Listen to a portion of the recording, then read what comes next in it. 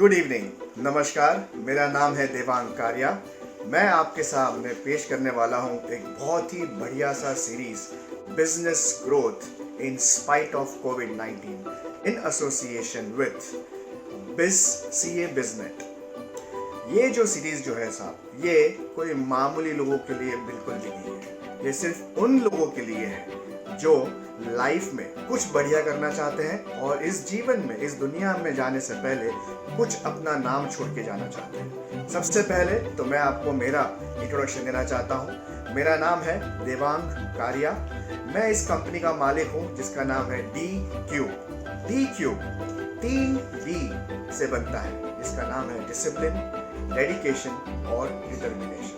मेरे हिसाब से आप सभी के सभी भी मुझसे अग्री करेंगे कि ये तीनों डी हर एक बिजनेसमैन की लाइफ में और हर एक बिजनेस वूमन की लाइफ में उतना ही इम्पोर्टेंट है अपने सारे लक्ष्य पूरे करने के लिए, जीवन के सारे गोल्स अचीव करने के लिए। और इसीलिए ये सीरीज जो है हमने सिर्फ और सिर्फ आप लोगों के लिए खास बनाई है। और इसके पीछे सबसे ज़्यादा हाथ है सीए बिजनेट, जिन्होंने मुझे अप्रोच किया था कि हम इस तरीके से बहुत ही बढ़िया सीरीज करना चाहते हैं, क्योंकि बहुत सारे लोग जो है वो परेशान हो चुके हैं, बोर हो चुके हैं। सारी की सारी वेब सीरीज जो है वो उन्होंने रट्टा मार के, चाट के ख़त्म कर दिए हैं। कुछ तो असुर बन चुके हैं और घर वालों के लिए परेशान हो चुके हैं, और कुछ ऐसे हैं जो खुद एक मिशन करना चाहते हैं, स्पेशल ऑप्स की तरह आगे बढ़ना चाहते हैं। बस उसी हिसाब से आपके जीवन में भी मैं एक स्पेशल ऑप्स के लेकर आया हूँ।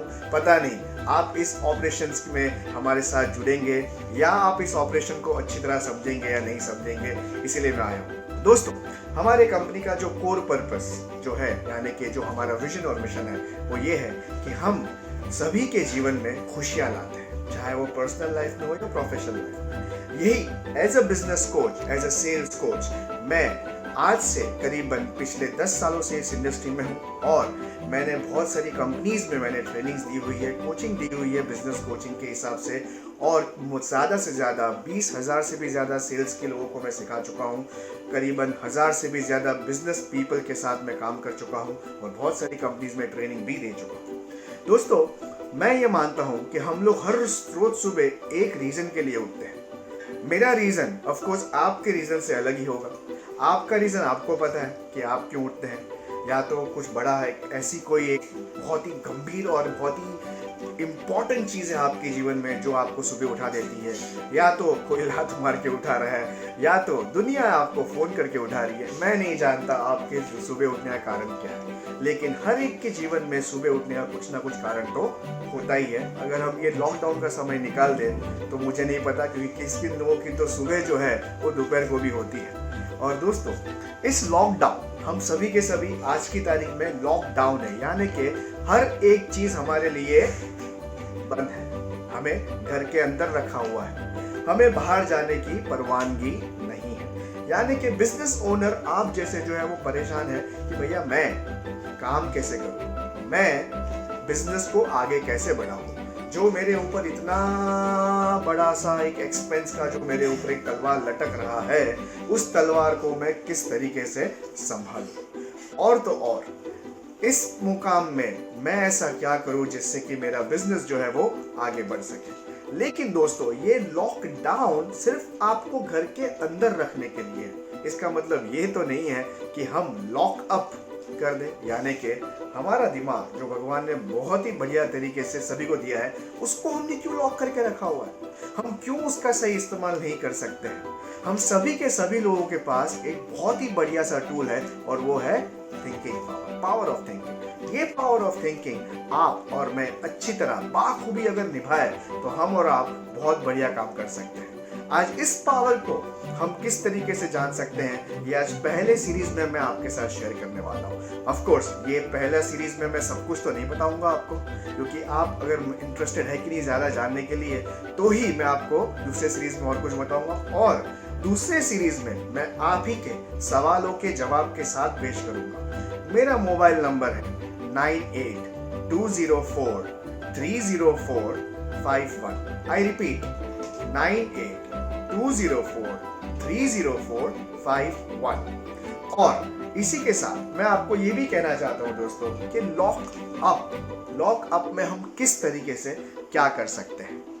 लॉकअप में दोस्तों हम हमारे दिमाग को अच्छी तरह से इस्तेमाल क्यों करना चाहिए। अब जैसे कि आप जैसे बिजनेस ओनर और आप ही के यहाँ पे काम करने वाले कुछ लोग जो है, इन्होंने कुछ ऐसी प्रार्थना की थी भगवान के साथ। जैसे कि कुछ एम्प्लॉयज़ ने कहा था, मैं ये रोज़मर्रा की ज़िंदगी से बहुत पक चुका हूँ, मुझे ब्रेक चाहिए, मेरा जीवन बहुत हेक्टिक हो गया है, मुझे ब्रेक चाहिए, मुझे रोज़ रोज़ भागम दौड़ी से मैं परेशान हो गया हूँ। तो भगवान ने कहा, बेटा तथास्तु। और बिजनेस ओनर जो है वो भी पक गया था, उसने कहा कि मैं भी पक गया हूँ, कस्टमर आते नहीं है, बिजनेस मिलता नहीं है, स्टाफ आके चला जाता है, स्टाफ जो है पैसे लेके सैलरी लेने के बाद सिर्फ मैसेज करता है, सर कल से मैं नहीं आ रहा हूँ, और तो और नए लोगों को रिक्रूट करने में परेशानी हो रही है, ये सारी परेशानी से मैं भी ब्रेक लेना चाहता हूँ। तो भगवान ने कहा तथास्तु।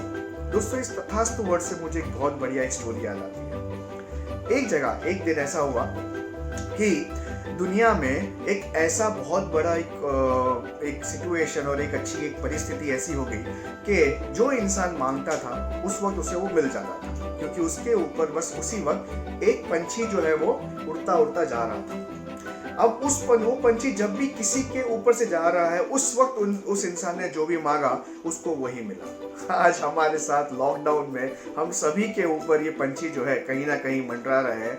ये पंछी दिखते नहीं है साहब, ये कोई भी फॉर्म में हो सकता है, बटरफ्लाई में भी हो सकता है, बर्ड में भी हो सकता है, या कोई एक कैट और डॉग आपके घर के पास से पसार हो रहा है वो भी हो सकता है। We don't know what kind of animal or a bird or insect is this. लेकिन मजे की बात यह है कि आपने जो मांगा वो आपको उस वक्त मिल जाता है।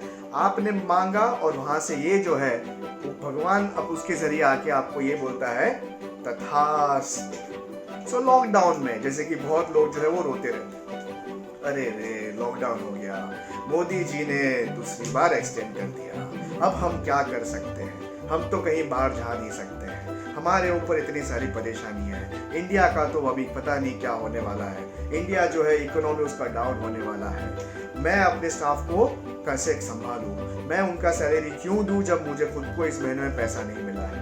ये सारे के सारे सवाल जो है घूमते रहते हैं। अच्छा ये तो चलो घूम ही रहे हैं और ये कम है, अगर ये थोड़ा कम हो गया तो घर वाले जो है बाहर जब जाते कुछ सामान लेने के लिए तो वो भी आके बोलते हैं आज वो सब्जी वाले ने 10 रुपए ज्यादा लिए, फल वाले ने 20 रुपए ज्यादा लिए। अरे भैया ये 10-20 रुपए के चक्कर में बहुत सारी चीजें ऐसी हैं जो हमें करनी चाहिए लेकिन हम नहीं कर पा रहे हैं। जैसे कि क्या आपको लगता है, आप खुद ये सवालों का जवाब खुद सोचिए और आप खुद मुझे इसका जवाब दीजिएगा। पहली बात, क्या आपको लगता है कि लॉकडाउन खुलने के बाद जो भी बिजनेसेस हैं, जो भी बिजनेस ओनर्स हैं, क्या वो लोग बैठ के रोने वाले हैं, या वो लोग जितना जल्दी हो सके अपने काम पे लग के अपनी परिस्थिति को सुधारने में लग जाएंगे? क्या आपको लगता है कि गवर्नमेंट आपको सपोर्ट नहीं करने वाली? क्या आपको ये लगता है कि आप जो बिजनेस में है वो बिजनेस का फ्यूचर नहीं है? क्या आपको ये लगता है कि आपका स्टाफ जो है वो आपको सपोर्ट नहीं करने वाला है? साहब आज की तारीख में हर एक बिजनेस ओनर आपके जैसा ही वो सिर्फ इंतजार कर रहा है कि कब मैं बाहर जाऊं, कब मैं अपना बिजनेस का दरवाजा खोलूं और कब मैं वापस से अपनी नॉर्मल जिंदगी में आ जाऊं। जिस तरह से आप अगर कोई सामान बेच रहे हैं तो खरीदने के लिए भी कोई उधर तैयार खड़ा है। आप अगर ट्रेडिंग बिजनेस में हैं तो मैन्युफैक्चरिंग यूनिट भी तैयार बैठी है कि जैसे ही वो खुल जाए मैं अपना माल जो धपाधप प्रोडक्शन में डालूं और उसको उसी को मैन्युफैक्चर करके चैनल से अच्छी तरह से उसको मैं मार्केट में लेकर आऊं। ये सारी की सारी जो चिंता है जो आपको है वो हर एक बिजनेस ओनर को भी उसी के साथ है। इसीलिए मुझे नहीं लगता कि मार्केट जो है वो ड्रास्टिकली डाउन होने वाला है। ऑफ कोर्स उसको वापस रिदम में आने के लिए समय जरूर लगेगा, लेकिन इसका मतलब ये तो नहीं है कि लोग जो है वो एकदम ही थक हार के बैठ के इंतजार करेंगे कि गवर्नमेंट आके उनको पैसा देगी, उनका घर चलेगा। साहब ऐसा कुछ नहीं हमें करना चाहिए कि भगवान ने हमें क्षमता दी है कि हम बिजनेस रन कर सके और हमारे साथ इतने सारे और भी लोग जो जुड़े हैं, जो हमारे कंपनी में काम कर रहे हैं या हमारी कंपनी के साथ जुड़े हुए हैं, उन सभी लोगों का भी घर आप ही की एक महान सोच के वजह से चल रहा है। तो अगर आप छोटा सोचेंगे, अगर आप डर जाएंगे, तो आगे चल के वही साइकिल या वही रिदम जो है कहीं ना कहीं आपको भी इफेक्ट करने वाला है दोस्तों। तो यहाँ पे मैं आपको ये बोलना चाहता हूँ साहब, एक बढ़िया सा सीरीज का आज हम लोग जो है शुरुआत करने वाले हैं। इसका नाम है business growth in spite of Covid. Virus Covid, एक छोटा सा वायरस। मजे की बात यह साहब, बड़े बड़े देशों ने ये बड़े बड़े परमाणु जो है बना दिए, लेकिन एक छोटे से कीटाणु ने आज सबकी जिंदगी जो है तहस नहस कर दी। लोगों को नहीं समझ में आ रहा है ये क्यों हुआ, कैसे हुआ, कब हुआ। आज से 1 या 1.5 महीने पहले या 2 महीने पहले कोई सोच नहीं सकता था कि आप और मैं इस तरीके से एक दूसरे के साथ कम्युनिकेट कर पाएंगे, या हमारे पास इतना समय होगा ये सारी चीज़ों को एक्सप्लोर करने के लिए। आज लोग जो है पुराने दिन में जाके रामायण देख रहे हैं, महाभारत देख रहे हैं, और बहुत सी सारी ऐसी चीज़ें कर रहे हैं जो शायद उन्होंने सोचा था कि हम कभी फ्री होके करेंगे। आज वो सारी की सारी चीज़ आपको करने मिल रही है, तो कहीं ना कहीं बहुत ही अच्छा हुआ है।